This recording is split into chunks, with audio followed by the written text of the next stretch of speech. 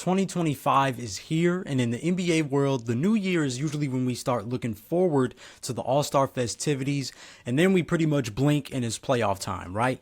And in fact, with NBA All-Star fan voting returns starting to drop in the recent weeks, I figured it was a great time for me to dedicate an entire Hip to the Games episode to selecting my East and West NBA All-Stars. And I should make it clear, I'm not necessarily doing predictions, okay? This isn't me predicting what the All-Star teams are going to be, because every season has a few surprises.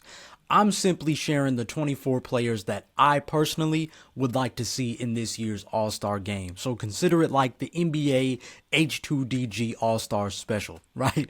And, if I get most of them right, cool, that's fun. But if not, that's cool too, as I just wanted to do my personal selections and show some love to some guys that I believe should be playing in that Sunday game. So I want to start the first episode of 2025 with some fun and do this year's NBA All-Star special, as I said. So as always, kick back and get your popcorn ready for another fun episode of Hip to the Games. Welcome to Hip to the Games, the podcast for you, the basketball junkie and the hip hop head. I'm your host, Desmond, and I too have had hoop dreams and enjoy the beautiful genre of hip hop and its history. Together, we will enjoy some of the greatest albums, songs, artists, players, moments, teams, and so much more, while even mixing the two on occasion, all in my hope that you remember why you love both or either of these to begin with. You'll soon understand that Hip to the Games is more than just a podcast, it's a lifestyle. And if you were looking for a platform that combines both basketball and hip hop, you've come to the right place.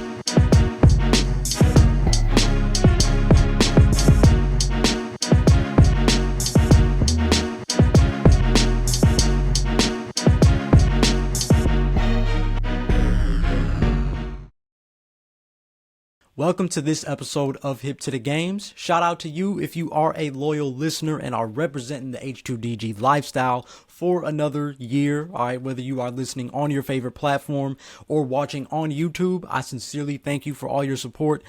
Deep down, I'm believing that 2025 is going to be the best year yet for Hip to the Games / Desmond Powell. And your support has so much to do with that. So I always want to express my gratitude to you. And if you happen to be new to the H2DG family today, welcome. I am happy to have you here. If throughout this episode you do like what you're hearing and are enjoying the show, be sure to hit that subscribe button or follow button on whatever platform you're listening to or watching on, to stay tapped in with all things Hip to the Games. And before we get into today's episode, you already know the drill if you've been here before. I got to get my pregame shout outs out the way, okay? The first one always goes to the creative director, not just but the creative director, Jesus Christ, for another H2DG episode, as it's always a blessing to get in front of this microphone and do what he's put in me to do. And the second one always goes to my 19 Media Group family for the opportunity to represent the home team. All right, you see that blue and white logo sitting in the corner if you're watching on YouTube, but I know you saw it even in audio platforms. You'll see it in the logo of Hip to the Games. That's the home team. Be sure to follow 19M Group on Twitter, 19 Media Group on Instagram, 19 Media Group on YouTube to catch those video episodes. All right, to just follow everything going on with the network. We have a variety of shows around sports, music, culture, hosted by some passionate independent podcasters who I'm proud to call teammates. And I'm sure you can find another teammate of mine to support, whether it's through listens, views, reviews, subscribes, merch support. All of that kind of support is seen and felt and is greatly appreciated. And speaking of which, if you remember, you'll know that H2DG is actually a nominee for Best Basketball Podcast for the 2025 Sports Podcast Awards. All right, and you still have a few days to vote. Okay, voting ends on Monday at the time this episode drops. Voting ends on Monday, and we got some nice competition in the Best Basketball Podcast group, so please be sure, all right, to cast your votes, and especially while there's still time. If you want an easy way to just show how much Hip to the Games means to you, how much you enjoy the podcast and everything, here's how you can cast your vote while there's still time.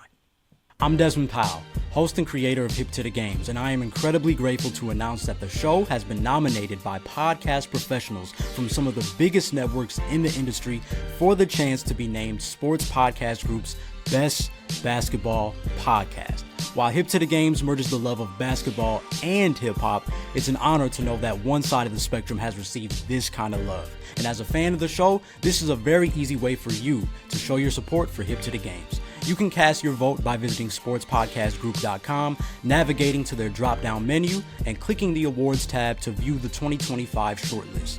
There, you'll see the best basketball podcast icon, where you'll scroll down and find Hip to the Games, where you can hit the like button to officially lock in your vote. Regardless of the outcome, Hip to the Games will always be about celebrating the brilliance of basketball and hip-hop's past and present. So make sure to get your votes in before January 13th, as you remain such an important part of this podcast growth. I sincerely thank you for all your support. All right, and then transitioning into today's show, given it is an All-Star selection special, I will be starting with the All-Star starters for each conference before moving on to the reserves, and kind of also, simultaneously revealing my snubs, if you will. And since this year's game is going to be in the Bay, right? Golden State's going to be representing this year's All-Star game. So I figured we got to tip off with the 2025 Western Conference starters. Okay, let's get it, man. All-Star special H2DG style, starting off with the West starters.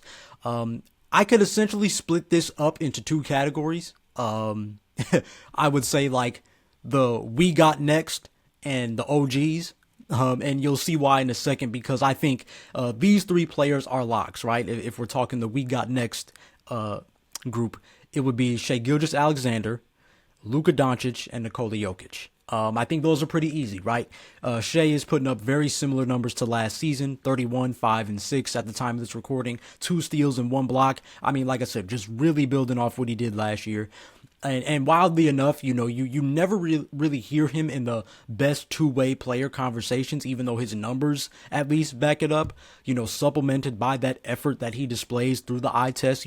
Like I said, I think it's really impressive that he goes after block shots, and he's really good on ball and getting in the passing lanes, getting those strips. He's really good on defense too. He's certainly putting on another MVP campaign. And, although, again, Nikola Jokic, Giannis, those guys are right with him, but I think Shai is really on pace, especially with that team success, best in the West. Once again, I think he's really putting on another great MVP campaign. So his spot is an absolute lock. I'm curious to see if he gets some sympathy for last year's snub, or if once again he will be snubbed because of just his quieter, more stoic personality. But either way, his spot, like I said, is a lock. Then we have Luka Doncic for what I have as the other backcourt spot, as he is this generation's LeBron, right? In the sense, right? I know people are going to hear names and go wild. He's this generation's LeBron James in the sense he can single-handedly carry a team to, contention and be a triple-double threat night in and night out. To me, again, he is a perennial lock. You're always going to see him in the All-Star game.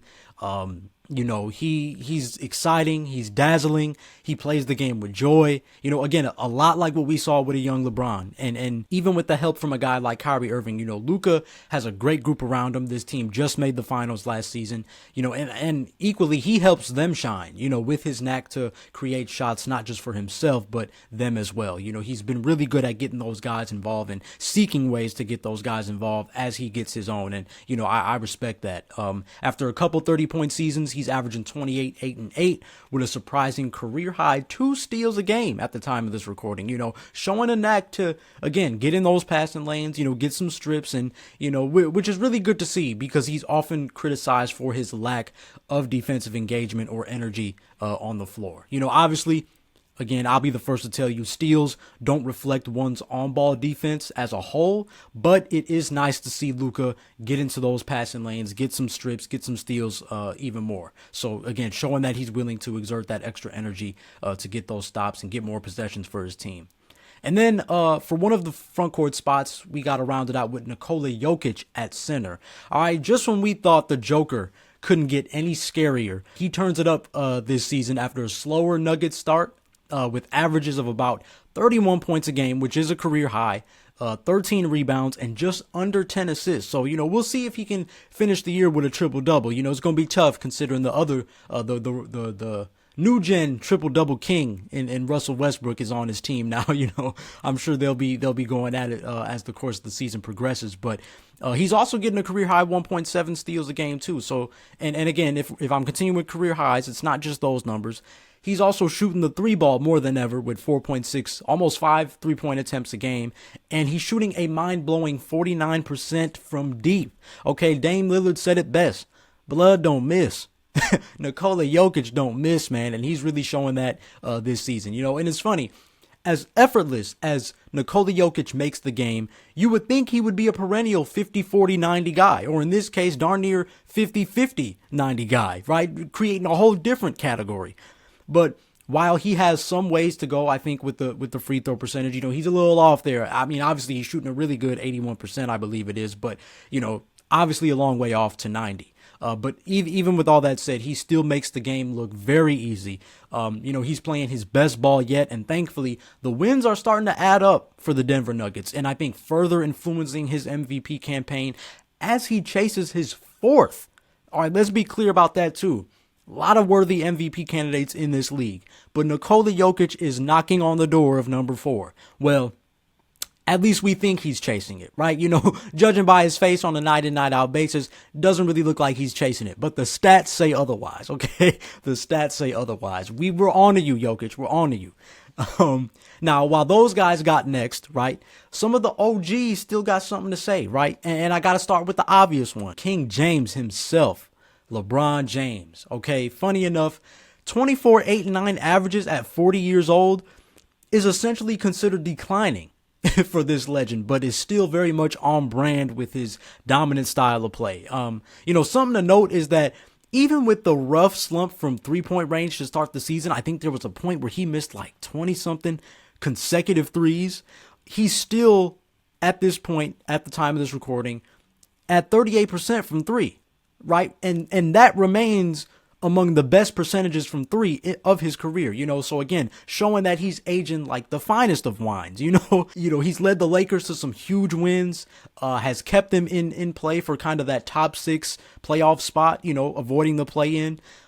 People got nervous, I think, when they saw how LeBron started this season. He seemed to finally show some defeat versus Father Time. But like a true old head, he had to act like he was rusty early so he could start dominating later.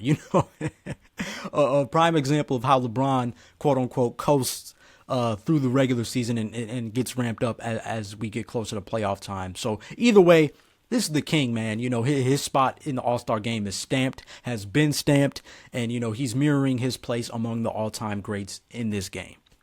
Now, honestly, okay, for this last spot, I had some trouble. Initially. Earlier in the season, I just couldn't decide whether to move Luka to the front court and give it to Steph Curry, or keep Luka in the back court and then give the last spot to Kevin Durant. As much as Stephen Curry is beloved amongst all basketball fans, it feels weird for him to not be an all-star starter, right? And even last year, it was the same thing. It just feels weird to see a guy like Stephen Curry not be an all-star starter. And as great and as one of a kind as Kevin Durant is, it was equally weird to move him to the bench, right? So I was struggling. If you're around my age too, you can imagine that thought that I have, this struggle that I have, comes from how, as we got older, we saw our childhood greats, a noticeably older Kobe Bryant, Allen Iverson, right? These guys were still voted as starters, even when statistically they shouldn't have been. We can be honest in saying that. Let's celebrate and enjoy these icons while we still can, So I was never mad at Kobe Bryant, Allen Iverson getting voted in as starters despite the young talent, because again, giving the OGs their flowers is always something. Again, obviously this whole podcast is centered around that. So even from a young age, I recognized how the NBA did that. But again, that said, we did also see older guys like Tim Duncan and Dirk Nowitzki, get voted in as reserves toward the end of their careers. So maybe a Steph and KD off the bench isn't really that bad. Again, it happens to the best. And I think they both had, scarily, they both had similar arcs this season, in the sense that they missed some time with injuries, but they also showed that they could still play MVP-esque basketball. But I think Kevin Durant, he served to be more consistent in doing so as opposed to Steph. And so I gave the edge to Kevin Durant because in the recent month or so, he's been playing more consistent despite, both of these teams playing mediocre basketball. I think the Slim Reaper, he's doing his thing, man. He's averaging almost 28 points, 6 rebounds, 4 assists, still making it look easy as he always has. And I would argue even easier nowadays.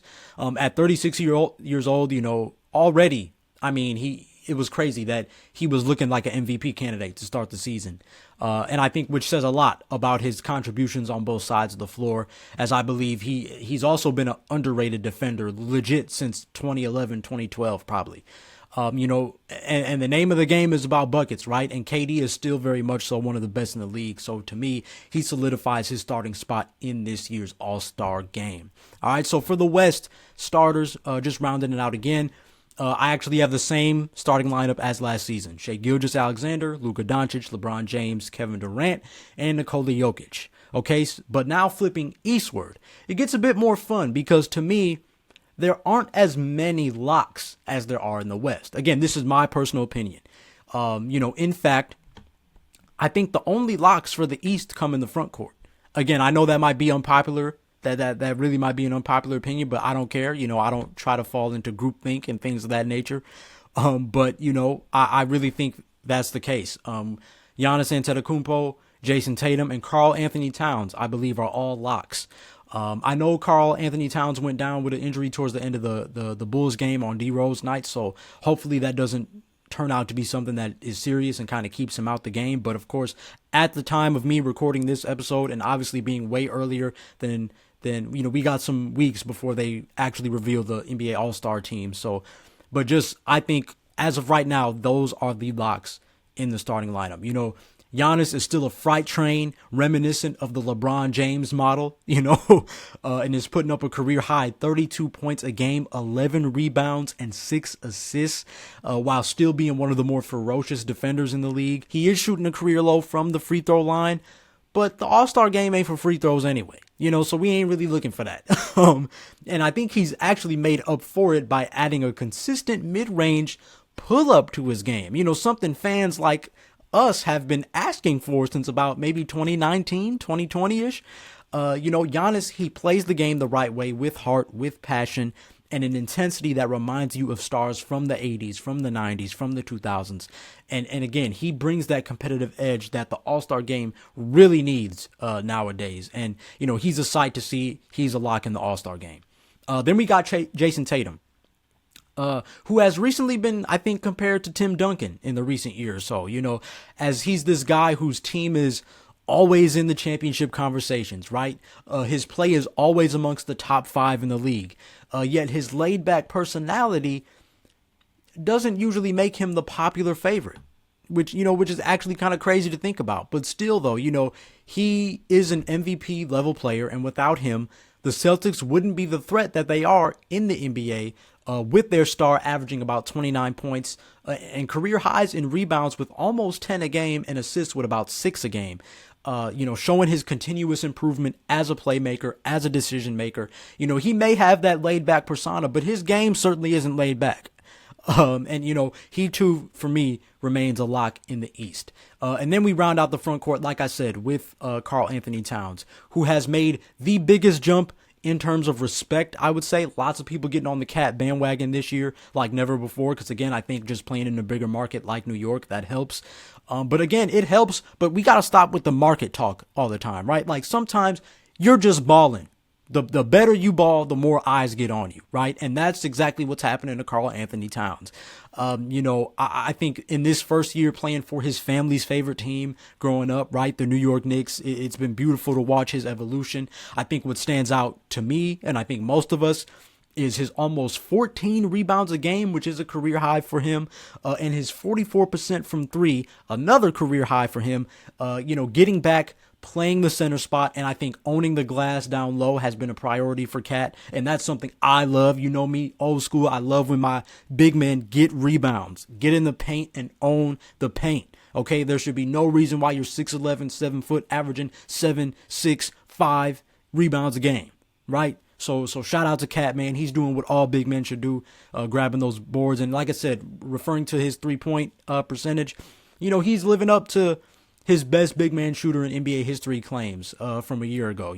I still got Dirk Nowitzki. Cat is close, though. I certainly see where Cat is coming from. The old head in me is definitely going towards Dirk. But Cat's doing his thing. He's doing his thing.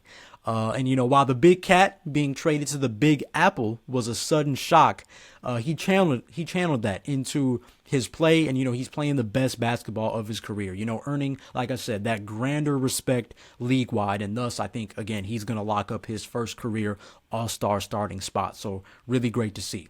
Now as I go to the backcourt though, I want to apologize to Cleveland fans because it makes zero sense that record-wise, the best team in the league doesn't have a single all-star starter. Because I'll be honest, at one point, I was strongly considering Jaylen Brown as opposed to Donovan Mitchell. To me, Jaylen Brown looked pretty energized after being named Finals MVP last season, wanting to prove to people that it wasn't by mistake. Again, he too has improved his playmaking abilities, much like Jason Tatum. He's averaging around 24, 6, and 5. He's got some highlight posters already in his career, and especially this season. He's one of the few wings, in my opinion, that actually still dunk on big men. In this small ball era, a lot of posters that we see nowadays are kind of on wings and like small ball centers, but Jaylen Brown is one of the few that like legit dunk on centers that are still in this league. So the highlight factor definitely plays a role. But that said, I think when I think about Donovan Mitchell being the best player on his team, he's having a career year from downtown, shooting 41% from three. Again, he's very similar to Jaylen Brown with the numbers 24, 5, and 5. And which is weird for Donovan Mitchell, though, because they are some of the lower averages, actually, that we've seen over the course of his career. But, considering the overall growth of his teammates, that makes sense that his numbers are going down. Cleveland is playing more as a team this year, and their record shows it. So I'm actually kind of torn, between Donovan Mitchell and Jaylen Brown. I think there are cases for both of them. I want to reward Cleveland's success and make sure Donovan Mitchell is an all-star starter, but I also want to reward Jaylen Brown for his play. He's doing some cool things out there. But as I say all that, and I know I issued an apology to Cleveland fans, I think I'm going to go with Donovan Mitchell. I think having the opportunity to lead a team and be the top guy, best record in the league, like this is dope for Donovan. Obviously it is something we kind of seen before. Again, some of those Utah teams were the best in the West, things of that nature. We've seen him do that for a few years now. But I think, it's only right to see a guy like that get in. And, I made it through that one, but unfortunately that isn't our last doozy of this day. Because for the last backcourt spot, now I'm torn between Damian Lillard and Jalen Brunson. Okay, so we made it through. We got Donovan Mitchell. Shout out Jaylen Brown, though. But now it's the same one as last year. Now, again, I want to make this very clear, too, especially if you are a younger fan watching / listening to this. I am very aware of what LaMelo Ball is doing. I am very aware of his hot start in Charlotte. His popularity amongst the youth has made him a fan favorite to start in this year's game. But to me, he hasn't been healthy as these two veterans. And honestly, LaMelo Ball's game hasn't translated to wins the way I thought it would for Charlotte this season. I thought Charlotte was going to immediately find their way back in the play-in conversation. LaMelo Ball is exciting as heck. He plays the perfect basketball for the All-Star game. As a fan of basketball, I want to see that. Okay, let me make this very clear. I want to see that. If healthy, he should definitely be in the All-Star game. But Damian Lillard and Jalen Brunson, to me, are the top choices for that last starting spot. Because, again, keep in mind, the voting returns that come out are strictly the fan voting returns. So, obviously, it makes sense why LaMelo Ball is towards the top. But when the coaches and the media and the players get together, are they going to think the same thing? That's what we got to wait and see. But, I do want to show some love to LaMelo Ball because he did start this season with an unbelievable start. But, I think, like I said, with Dame and Jalen being a little more consistent as far as playing games, being out there for their teams, I think it should be between those two. And the crazy thing is, last year, I felt that it should have been Jalen Brunson, right? And I honestly, last year, I can be 100 and say I had Damian Lillard snubbed completely out the All-Star game. I just thought he was trying and he was making it work, but it was a pretty inconsistent year for him in that first year with Milwaukee, which is really understandable, right? I'm not knocking him for that. He was solid, but it just wasn't a great year. And funny enough, though, he makes it, he ends up winning All-Star Game MVP. So, shout out Dame. I'm glad that was able to happen for him. But, I definitely thought it should have went to Jalen Brunson. But see, now this year, I had it kind of flipped. I thought, if you asked me about a month ago, I thought Damian Lillard should be starting in this year's All-Star game. He seemed to have that bounce in his step again, playing well with Giannis. Bucks won the NBA Cup, right? It makes sense. But the crazy thing is, Jalen Brunson still has a case because they are literally averaging the same stats: 25 points, 7 assists. Dame's rebounds are higher, while Jalen Brunson's field goal percentage and his 3-point percentages are better. Both have shown their flashes of insane dominance, and there was a stretch, like I said, where Dame and Giannis looked like the best duo in the league, dare I say. While Jalen Brunson and Karl Anthony Towns, they could get some, love in that argument as well, at times. The Knicks, they have a much better record than the Bucks right now. So I think Jalen Brunson gets the edge there again. So there's always been this debate whether or not winning matters in terms of all-star, potential. I think it has its ways on both sides. But I definitely do think obviously winning plays a role. So for me personally, I think I'm going to go with Jalen Brunson in what was literally a last-minute decision for me. Because like I said, if you asked me about a month ago, maybe even a little less than that, I would have said Damian Lillard, no hesitation. But this year, Jalen Brunson, I think he has a bit more of a case given the momentum of his MVP caliber season last year. Obviously still a very integral part of the Knicks' success. And even if Dame is having this great game, the Bucks have still found themselves in the loss column, and additionally, I think Jalen has just been a little bit more, a smidgen, just a little bit more consistent than Dame overall. So in my opinion, you can flip a coin with this one, and I would be happy with whoever starts in the All-Star game. Okay. But even as the Bucks won the NBA Cup, the Knicks are still the better team, and a lot of that is due to Jalen Brunson running the point. Even the roster that they have to this day is because of the success of Jalen Brunson. So I'm going to go JB. I'm going to give it to Jalen Brunson to round out the East All-Star starters, but it could very well be Damian Lillard again. That would be something, like I said, I'd have no problems either way. But just as for Desmond Powell of Hip to the Games, I'm going to go round out the East starters with Jalen Brunson, Donovan Mitchell, Jason Tatum, Giannis Antetokounmpo, and Karl Anthony Towns. That's my Eastern Conference starters. Okay, so those are my 2025 NBA All-Star starters. Okay, but I can't be the only one making these choices. All right, now it's your turn. Okay, I got to do the hard thing. You got to do the hard thing. So be sure to share your starter picks with me down below if you are watching on YouTube, or at me on the socials at Hip to the Games or at Desmond Powell _ to do so, as I'd love to know what you think as well. Hit me with those starter selections. Especially in terms of those two backcourt spots in the East. I would love to know where y'all's minds are at.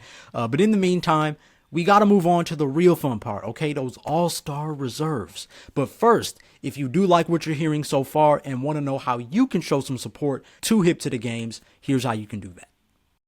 As a fan of Hip to the Games, not only should you show your love for the podcast, but you gotta express your love for basketball and hip hop. With a wide variety of clothing and accessories, there is always a way to show how much the game of basketball and the game of rap means to you. Let everybody know what it means to be hip to the games by clicking the link in the episode's description to cop some merch and represent the H2DG lifestyle. Welcome back to Hip to the Games, and we're going to pick right off with the 2025 Western Conference All-Star Reserve selections, okay? And remember, I'm saying selections.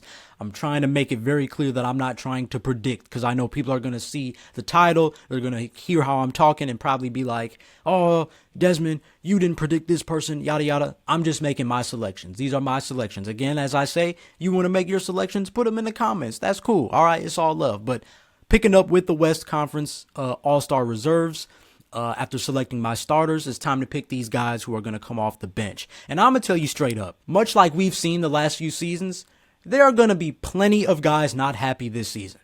Okay, we got to be outright about that. Whether it's because of injuries, smaller markets, lack of team success, or simply fans sleeping, or simply the fact that, which is very underrated, you probably just got beat out by a better player, right? They are going to be the most amount of snubs we've seen in a minute, I feel like, because there are a lot of deserving guys, but unfortunately not everybody can get in. And like I said on the previous episode, it's why I felt that instead of using the rising stars for this new All-Star format, add some snubs. Add the guys who didn't really make it, like, with the official voting, Don't put the rookies and sophomores in it. Put some of these guys that got snubbed, that were this close to making it but just didn't make the cut. Add those guys into the Sunday game. But that's neither here nor there. That's for a different episode.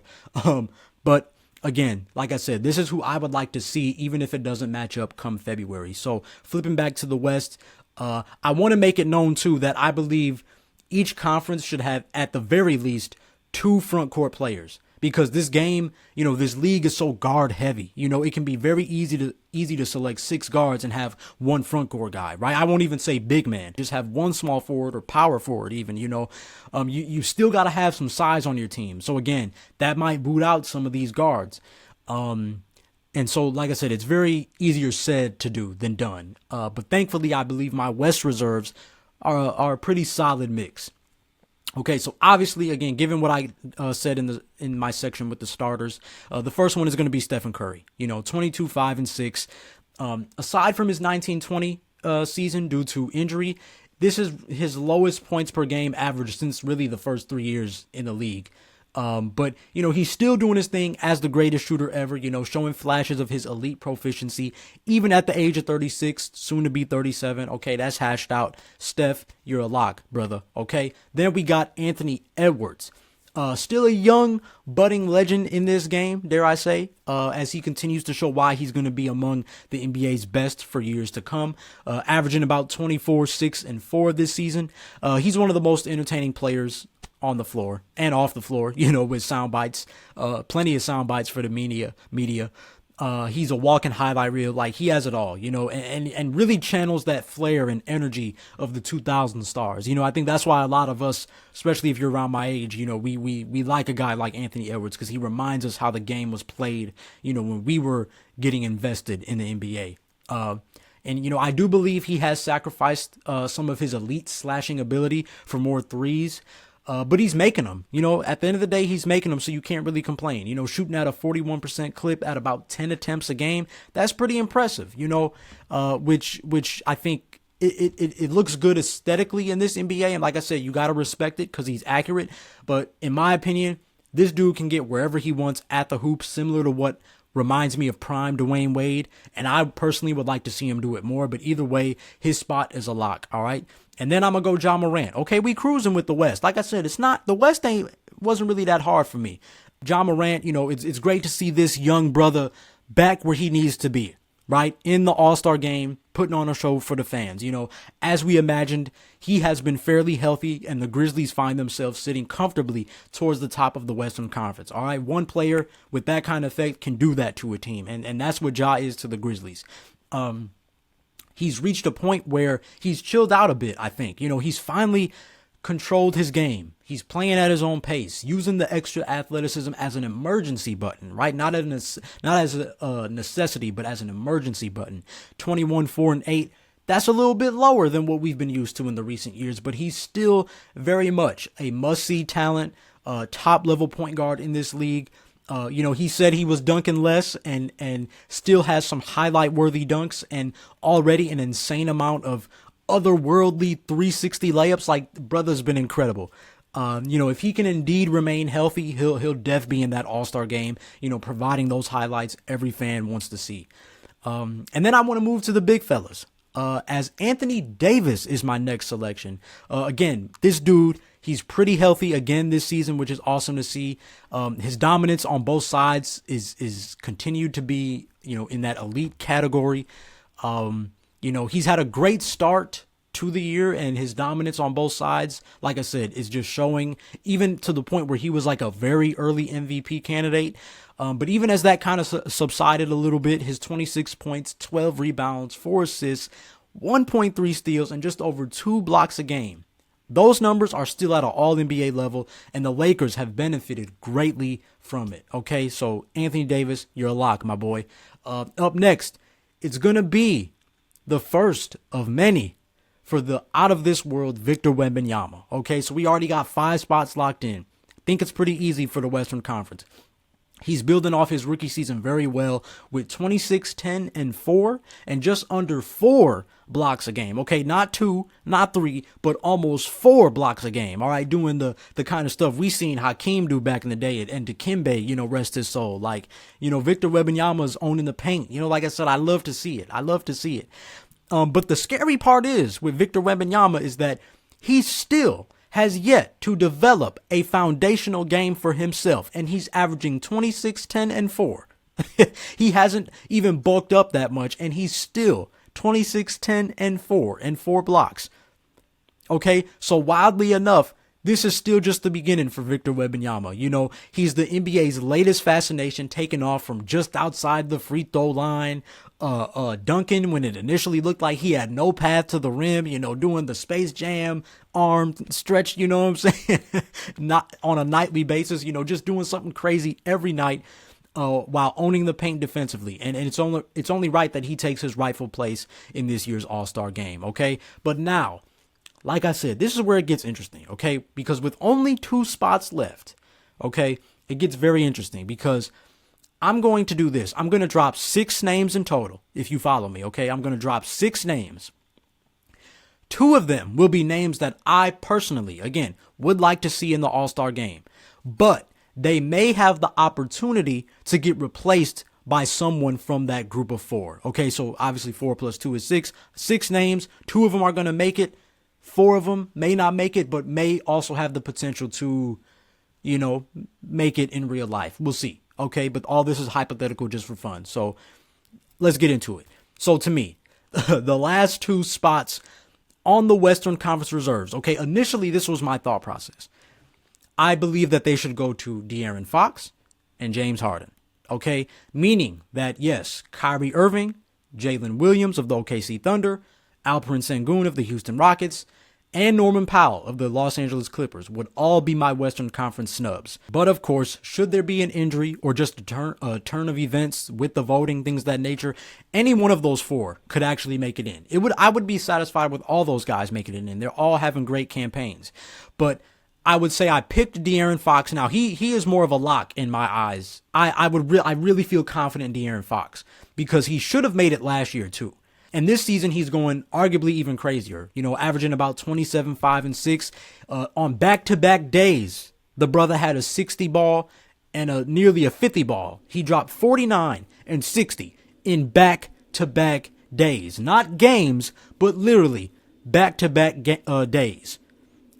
I don't care that the Kings are struggling. This guy's an all-star. De'Aaron Fox is an all-star player in any era. Period. Him getting snubbed in back-to-back seasons would be a fumble by the fans, the players, the media, and the coaches who vote on the reserves specifically. Okay? So De'Aaron Fox is my pick. And then, touching on this last spot, additionally, like I said, James Harden has had this nice resurgence being the primary ball handler with the Clippers this season. Back to some of those numbers we saw more so during his early years in Houston. Although he did have some flashes too of those near triple-double numbers he had when he was in Brooklyn. He started the season off pretty fresh.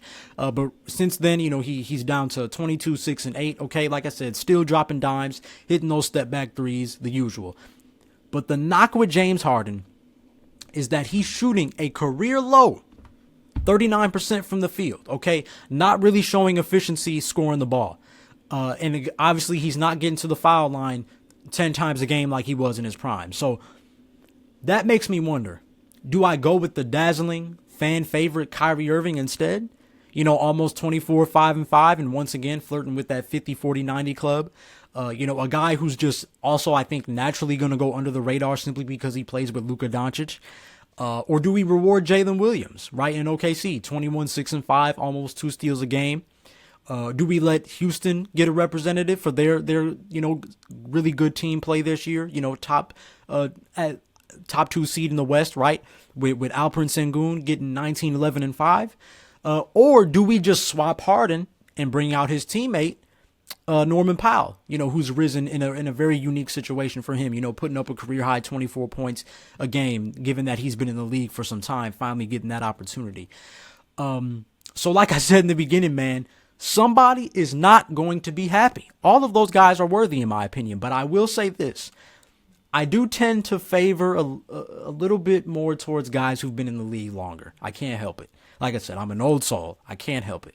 Jalen Williams, in my opinion, has plenty of time to be an all-star. Alperen Sengun, same exact thing. Norman Powell would be a great story, okay?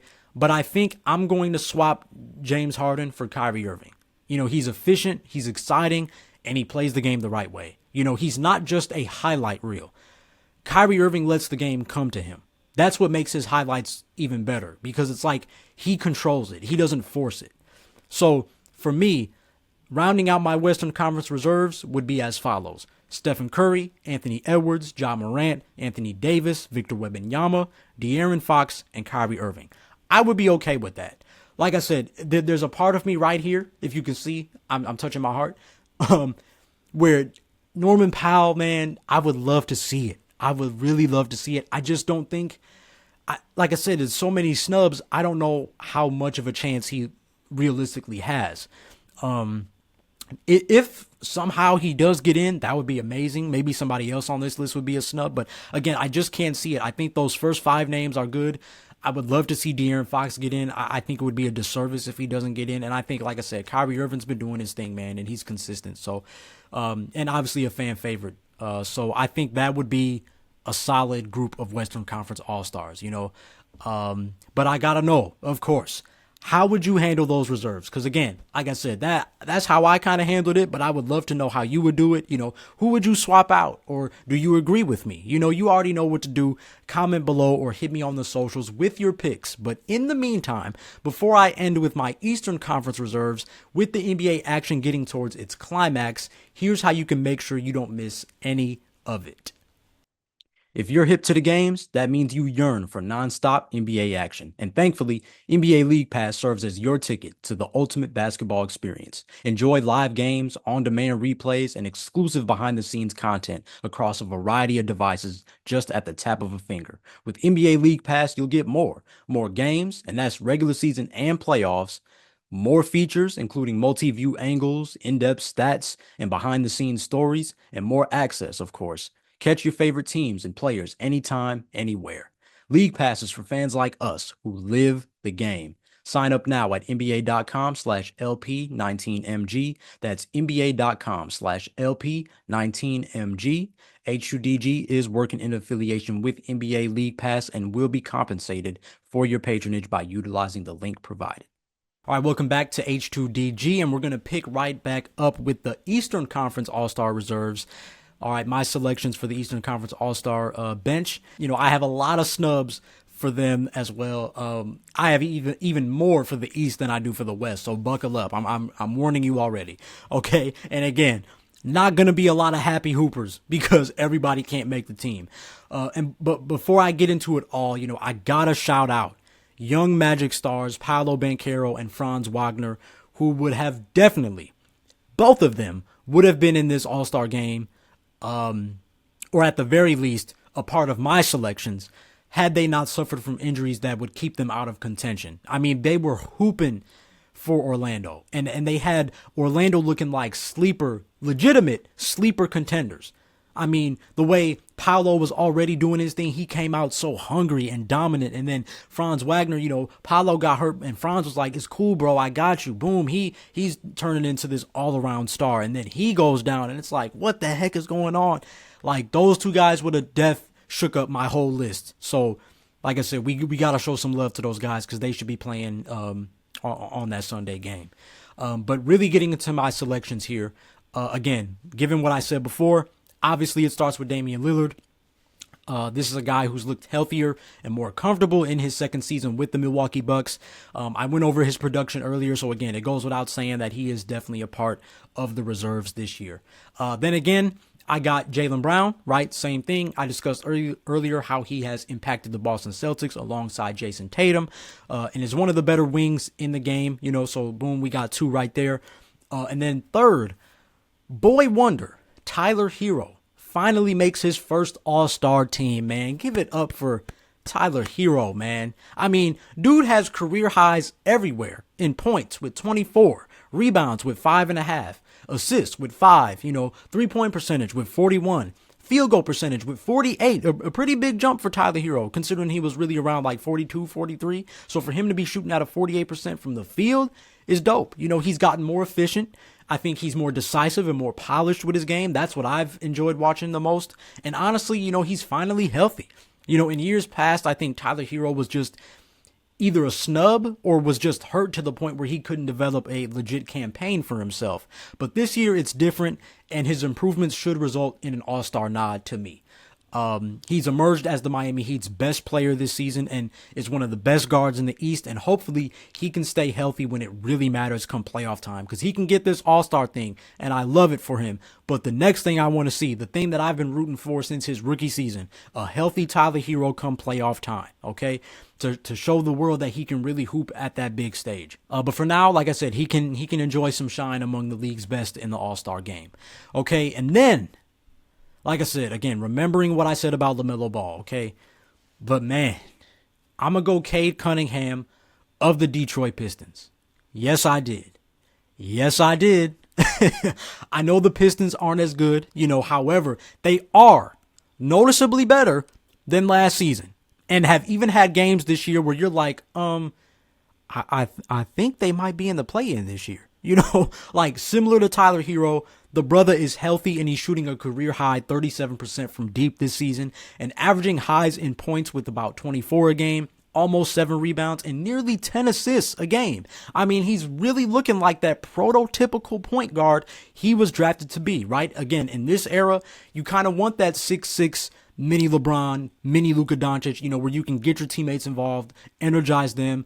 Then they'll open up the game for you. You can just put the team on your back with your facilitation, draw attention, get guys involved, score yourself, all those things. The Pistons, they developed their young guys and added some vets around him, and they've looked much better this season. Much, much better this season. And a lot of that starts with the franchise guy in Cade Cunningham. He's healthy and he's doing his thing. I fear that the NBA is going to let him be a snub. I really do. But again, I think it would just be foolish to keep these all-star numbers out of the all-star game. And again, give the Pistons some love. They like I said, they improved, man, and they're competitive, and you see it on their faces, especially a guy like Cade. He looked so unhappy last year, losing all those games. This year you can see that fire. I would love for him to get a nice little boost, a nice little morale boost, and make the All-Star game. Because like I said, that is a All-Star player, if you ask me. It would just be weird if he wasn't in the game. But, I understand biases and things of that nature. I understand, like I said, not everybody can make the game in this era. So many talented guys, but I would love to see Cade in this game. And then for my last reserve lock, at least, it's going to go to a big man. And you've seen it. I've seen it. Our boy Evan Mobley finally came up a bit, man. He finally came up a bit. He's been vocal about how his offensive aggression has increased and has in turn helped Cleveland become the threat that they are. I think a lot of us have said the last few seasons, if Evan Mobley can stop settling for the back seat and sometimes switch between passenger with Darius Garland or even Donovan Mitchell some games, and dare I say, even just jump to the driver's seat, even if it's just for a little bit, the Cleveland Cavaliers would truly take the leap that they are trying to take. And lo and behold, what are we seeing this year? 19-9-3, 1 steal, 1.5 blocks, a career high 44% from 3. He's knocking down the 3 ball. Evan Mobley has finally stepped into that Miami Chris Bosh role, man. He finally did it. And I just can't say it enough. He has finally found a way to shine in the midst of playing with 2 other all-star caliber players, and as a result has become an all-star himself. So big shout out to Evan Mobley. He's doing his thing. He took that leap and he's rewarded for it. All right, so next, again, part of like what I just did with the West reserves, okay? But this time I got 9 names, okay? With only 2 spots left, there are 9 names. LaMelo Ball, Darius Garland, Jalen Johnson, RJ Barrett, Trae Young, Bam Adebayo, Tyrese Halliburton, Tyrese Maxey, and Nikola Vucevic. Okay, and again, I know some of y'all are scoffing at me right now. That y'all think I'm showing too much love. Okay, again, if you're ever confused on this platform about me showing love, read the bio of the podcast on the socials and then come back. Okay, if you're ever confused, read the bio of the socials. That'll have your answer. But okay, my thought process with this though is that I definitely need at least one more front court player. Okay, that's why I threw in Jalen Johnson, Bam Adebayo, and Nikola Vucevic. Okay, because I need one more front court player at least. I lean towards Jalen Johnson, obviously. I lean towards him the most because of his rise as an athletic, versatile forward. You know, almost to me, in my words, it's like Sean Marion reimagined in like Scottie Pippen's frame. You know, 20, 10, 5, 1.5 steals, just over 1 block. You know, he's emerged as a great help for Trae Young, you know, especially in the open court, especially as a secondary ball handler. You know, somebody who doesn't mind taking charge. You know, I would love to see it for Jalen Johnson. He's really deserved it, I think. Again, I feel like Nikola Vucevic, I don't think he's going to get picked. Although there was a small window of opportunity, you know, I just think with the Bulls in an awkward spot, he won't get in. You know, I feel like people aren't really checking for him like that, again, because of how he's played the last few years. I think there are a lot of casual fans that may not realize how much he's gotten back to kind of that all-star level that we've seen in Orlando. You know, I just, you know, I think he's a sleeper for sure, but, you know, it'd be interesting to see if he ends up making it. And then obviously Bam Adebayo, you know, he's still doing his thing on offense and defense, but numbers-wise, he's pretty much back down to his 2019-20 numbers. And obviously, at that time, it hit different because he was on the rise as a player, right? He was on the come up, so people wanted to see that. But now that you've been that, you know, we've known you as an all-star player, we've known you as one of the better defenders in the game, for you to kind of dip back down, it's like, you know, at least for me, that's how I see it. But, you know, I think, again, his efficiency scoring the ball is down. You know, I think he's been 50% from the field his whole career, but this year he's like 45, 46, something like that. So, you know, I don't really know about Bam Adebayo. You know, his assists are up, which is cool. You know, he's at almost 5 a game again. You know, it's always good when he's facilitating. But I think, again, he sacrificed that offensive aggression. So I'd be kind of surprised if he makes it this year. And then moving, again, more towards the guards, RJ Barrett has played some real all-star ball this season. But he is on the Raptors, so I feel like people think it's empty stats, right? But, I mean, 23, 7, and 6 is the kind of basketball RJ Barrett was drafted to play. It's fine. Again, it's great to finally see him in a role where he can do that. You know, he couldn't really do that with the Knicks, but he's doing that with the home team, you know, with his home team and the Raptors. And, again, if Scotty Barnes could make it last year, you know, maybe, even though he was a replacement, if Scotty Barnes can make it last year, you know, maybe RJ Barrett, maybe there's a window for him, you know, that would be really cool to see. But again, I just don't know. Trae Young, you know, this is a guy who's averaging the most assists of his career at 12 a game, but he struggled with efficiency scoring the ball. I think he's picked it up a bit, you know, in the recent games. And I think, you know, his natural flair for the game of basketball helps his case. Again, he's a fan favorite in that regard, but I just don't know if he's been consistent enough to get in. Kind of like James Harden, in my opinion, but just a little bit better. Or arguably better, I should say. Tyrese Halliburton, he's finally found his groove. If you've been paying attention, he's finally found his groove in the recent month or so, as his start was just so rough. You know, I think he has a very small chance at returning as an all-star this season, but I just don't think it's going to happen. I think a very similar thing is Tyrese Maxey, right? The two Tyreses. I think they're in the similar boats. Like, they were really good last year, and this year they've shown flashes, but it's like, is it enough to make it in the game again? I don't think so. Tyrese Maxey, he's averaging 25 and 5, but a career low, 42% from the field. You know, he just hasn't had the same pop and consistency he had last season, especially as the Sixers have had such an inconsistent start to this season. And then, of course, like I said, there's this battle between, in my opinion, LaMelo Ball and Darius Garland. You know, like I said, LaMelo Ball putting up those superstar numbers, 30 points, 5 rebounds, 7 assists, everything you want to see in the All-Star game. Electrifying, like I said, I would want to see him in it. But is he going to be healthy for it? I don't know. He hasn't shown to be healthy, and it seems like he'll play a few games, and then boom, it's the ankle, it's the wrist, it's the kneecap, whatever. So I don't know. And like I said, the Hornets haven't been as good as I thought, so I almost think he's just going to get snubbed due to injury, or maybe he gets in, but he has to be replaced because of an injury. Like, I just don't know. He's struggled to be consistently healthy the last few seasons, so I worry for him a little bit. So on the flip side of that, do we get 3 Cavaliers in this All-Star game? Is Darius Garland that good? I mean, sure, he's back up to 20 points and 7 assists this year, but even then, that isn't as good as when he actually made the team in 2022. At that point, he was getting like 22 and 8, right? But he has been the most efficient of his career, shooting 49 from the field, 43 from deep. And of course, his team is winning, right? They're top of the league right now. So all of that said, okay, I think we crossed out a lot of people, but I think I'm going to round out my Eastern Conference reserves to Jalen Johnson.